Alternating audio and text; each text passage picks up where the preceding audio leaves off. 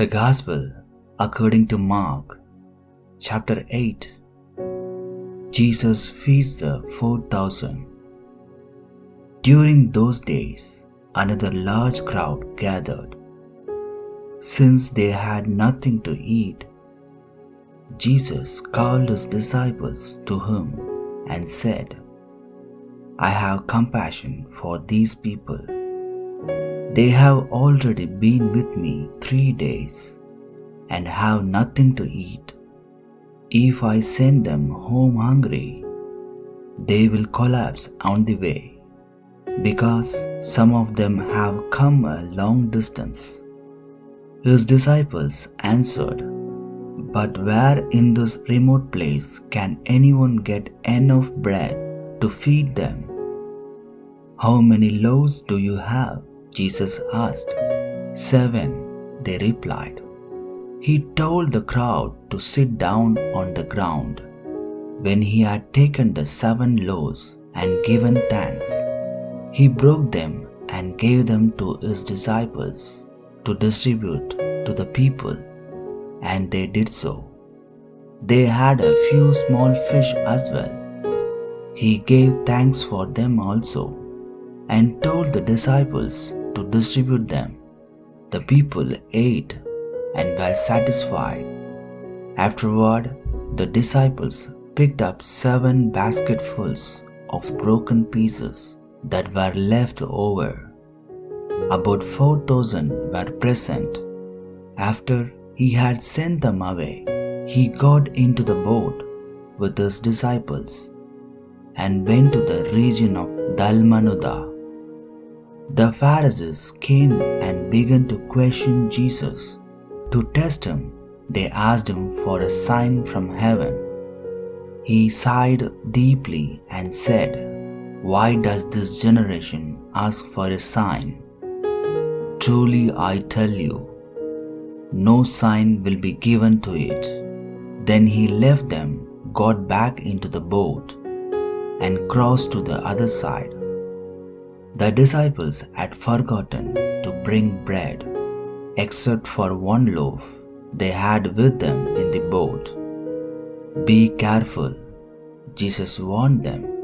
"Watch out for the yeast of the Pharisees and that of Herod." They discussed this with one another and said, "It is because we have no bread." Aware of their discussion, Jesus asked them, "Why are you talking about having no bread? Do you still not see or understand? Are your hearts hardened? Do you have eyes but fail to see, and ears fail to hear? And don't you remember when I broke the 5 loaves for the 5,000? How many basketfuls of pieces did you pick up?" 12, they said. "And when I broke the 7 loaves for the 4,000, how many basketfuls of pieces did you pick up?" They answered, 7. He said to them, "Do you still not understand?"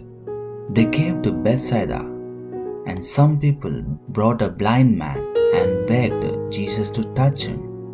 He took the blind man by the hand and led him outside the village. When he had spit on the man's eyes and put his hands on him, Jesus asked, "Do you see anything?" He looked up and said, "I see people. They look like trees walking around." Once more Jesus put his hands on the man's eyes. Then his eyes were opened. His sight was restored, and he saw everything clearly. Jesus sent him home, saying, "Don't even go into the village." Jesus and his disciples went on to the villages around Caesarea Philippi. On the way, he asked them, "Who do people say I am?" They replied, "Some say John the Baptist, others say Elijah, and still others one of the prophets." "But what about you?" he asked. "Who do you say I am?" Peter answered, "You are the Messiah." Jesus warned them not to tell anyone about him. He then began to teach them that the Son of Man must suffer many things and be rejected by the elders, the chief priests, and the teachers of the law, and that he must be killed and after 3 days rise again. He spoke plainly about this, and Peter took him aside and began to rebuke him.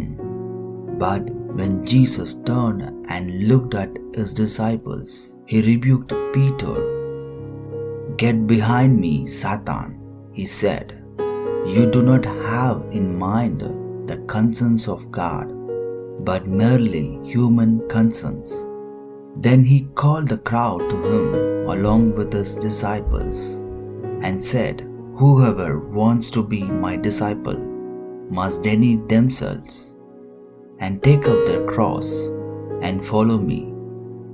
For whoever wants to save their life will lose it, but whoever loses their life for me and for the gospel will save it.